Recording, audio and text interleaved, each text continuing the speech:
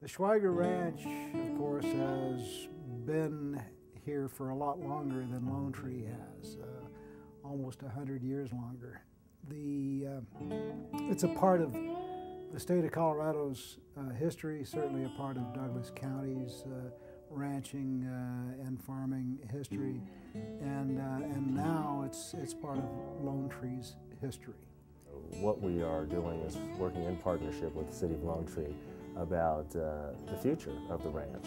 The ranch has a long and storied history of being settled by immigrants from Austria back in the mid-1800s up into its current use, which is very limited but used as a base for cattle operations. And we're looking to really turn this property into a community amenity, a community asset, if you will, that could be a focal point for not only the citizens of Lone Tree, but also the residents of Lone Tree who live in our project of Ridgegate. So it made sense from a historic preservation sense that we should do something to keep this property from falling into further disrepair and deterioration in order to preserve it for future generations who may want to have a hands-on touch, a look-see feel of what was life like in Colorado in the late 1800s, early 1900s, through the mid-1900s.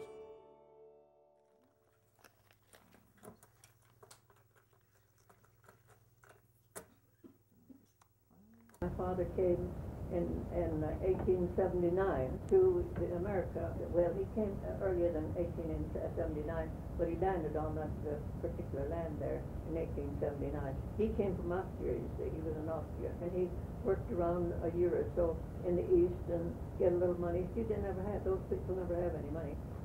And he and some other fellows, they were together in a ship, you know, and they came to Colorado. My father always wanted to go where the hills were. He loved the hills. He wanted a big cattle ranch is what he wanted. He was looking for that. He was just a young man, 22 or 3 years old when he did that. Then when he gets to Denver, he couldn't get any farther. He run out of money again. And he didn't know just what to do. He couldn't talk the American language very good, you know. And so he came to this place, he came to Denver, and he kept asking about these hills out here. You can see the hills, you know, you could see the hills in those days because it was all open country. There wasn't a fence or nothing in there. Nothing. No houses, no nothing. The oral history was done in 1980. At the time, Rose was 95 years old. So that would make her, what, 122 years old right now if she'd still lived. She died not too long after this. So this is her memories of her family from before, before she was born. And she was the oldest of 7 kids. So at 95, she had a pretty good memory. She did. Guess. Yeah, in 1980, she had a very good memory, I think. She did. Show us on the map, Gunther. Well, I'm curious where they came from. If I show you, this is like a map from Austria here. They came from a valley, the Zillerdal, east of Innsbruck. So there was, right here is the valley, and the town, Zell am Ziller, is named after the river. Ziller is the river, and Zell means Zell on the river. The reasons could be manifold. It could be because of, number one, religious persecution, because before was a lot of upheaval, Protestants, Catholics, some had to immigrate to Silesia, they went to Brazil later, some went to Bolivia. There's the other theory about the conditions of health got better, that a lot of women could bear more children, so the babies wouldn't die in childbirth anymore. So that caused the overpopulation. The other thing, like you said before, going back in wars and territories from Napoleon to Bavaria, from over here and over there, military service, I don't want to go and Were go the to the mill. were the men conscripted at Yeah, that yeah. time? So you had to go, and So that might have been a that might have reason been that one a of- family with 3 young men that would have is- say, "I don't yeah. want to fight." that's right. The mother died in Teresa died in 1879, and it appears that Jacob lives into 1880, 83, perhaps. We're not sure about his death date. Well, there was the 3 men alone. And they said, well, now, what are we going to do? He said, somebody's got to stay here and keep house and take care of the cattle. One of the brothers said, well, one of us has got to get buried. We got to get a housekeeper here. And finally one of them said, let's draw straw. One of them drew the straw that was to be married. And it was my father, John. He drew the magic straw. So, jetzt später, jetzt müssen wir entscheiden, wer da heiraten muss. So, jetzt müssen wir die Zindelsen ziehen. Jetzt geht's los. So.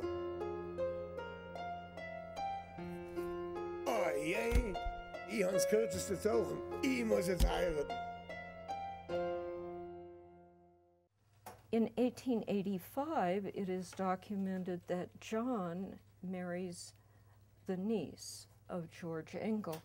And the Engels lived down in Lake Gulch, which is off of this map and down in this area. So, he meets this Engel family on Lake Gulch there, and for some reason or another, because they spoke German or whatever and had the same background, this Mr. Engel, he, I guess, was a well-to-do established man already. He says, come on over and visit my place.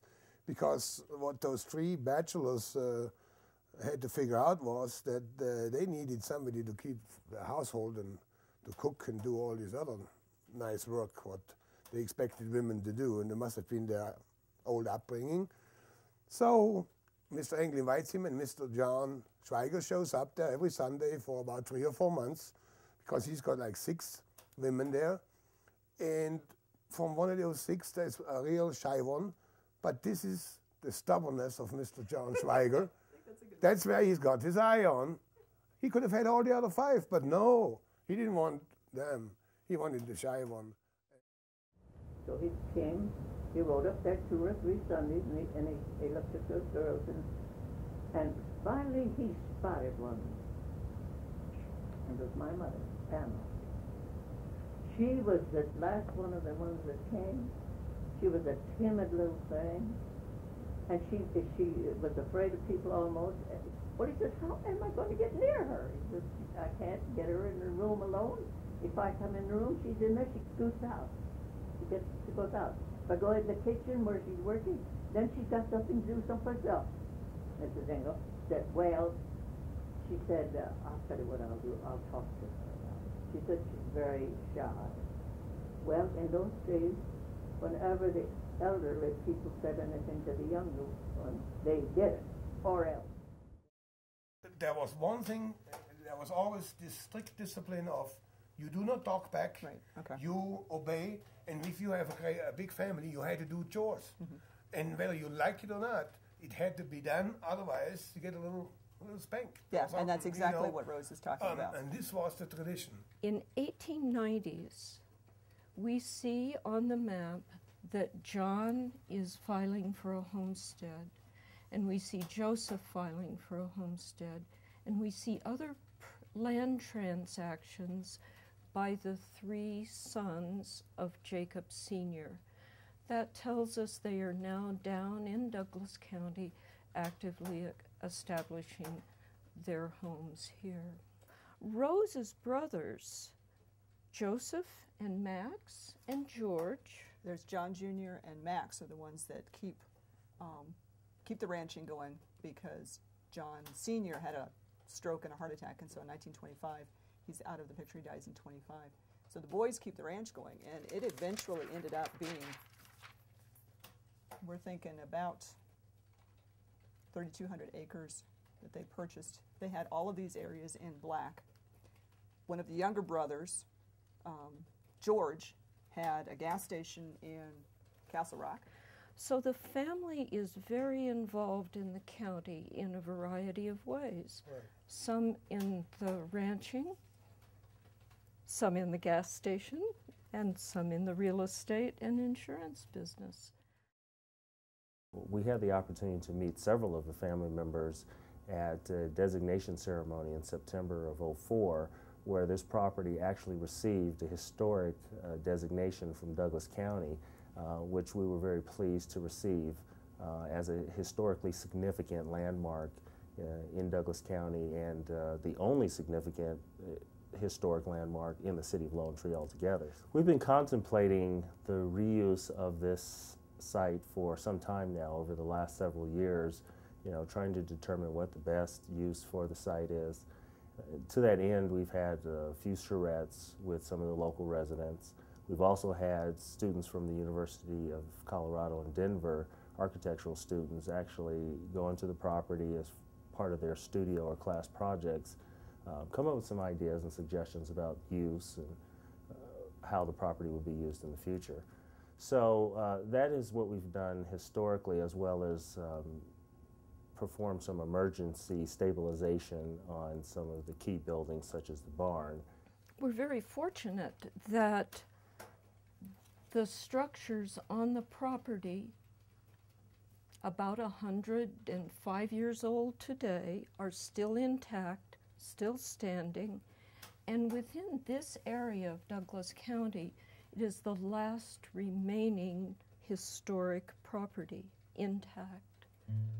It gives us a view of the life and times of the Schweiger family, and it's important for us to remember our roots. You stressed the coming from Germany, Austria here. They settle, they become part of a new country, and their descendants now are still part of our lives today. It's an important property, I think, for the state of Colorado, for the metropolitan region. It's one of few properties that still exist certainly in the metro area from that era, and that still exist in repairable form today. Well, the site itself is located here in kind of the southeastern portion of our overall development of Ridgegate, which encompasses 3,500 acres in the city of Lone Tree. The site, as you can see, is tucked adjacent to the Happy Canyon stream bed here, and that creates a setting where it is actually lower, it's adjacent to the stream, and then as you proceed eastward, because of the topography, there's some bluffs here, so it's somewhat protected and encapsulated between the bluffs and natural open space areas that will remain that way. And it's a great setting. It is fairly close to I-25, which obviously didn't exist many years ago, but we think that provides an opportunity for people to have easy access to the site over the long run. Currently, Lincoln Station is the southern terminus for the light rail, but it will be extended further south onto the Ridgegate property here just north of Sky Ridge Hospital. That will be the first station within Ridgegate. Then the tracks will go over the freeway and stop approximately in this location into an area which will be more urban, commercial and office area eventually. And then subsequently, the last station will be located here to the south, the furthest most station, in which we'll have an area for parking, eventually structured parking as well, to maximize the use of that parking facility, where people can jump on the light rail and then head all the way to downtown. We think this is a very important amenity to preserve, as I mentioned earlier. Part of the education process is to let people who live in Douglas County know that this is a resource that will be available to them in the near future. That education also drives the need for resources to generate the funds necessary, frankly, to develop the property so that it can become the resource and the amenity that we believe it to be. So we think it's important for people to know a little bit more about it. This will evolve over time, And we're looking for support, obviously, over time for volunteers to help maintain the property or participate in community functions, as well as give funds, give money. If we don't look around and survey the territory, so to speak, it'll be lost forever. It'll be lost to the bulldozer and urban development or suburban development. And so what is a really beneficial thing for our future generations is that we have had such wonderful cooperation between the owners of the property, our county, and those in our city who say that and see that we need to protect our heritage from destruction of the present, and that's all that we're setting out to do.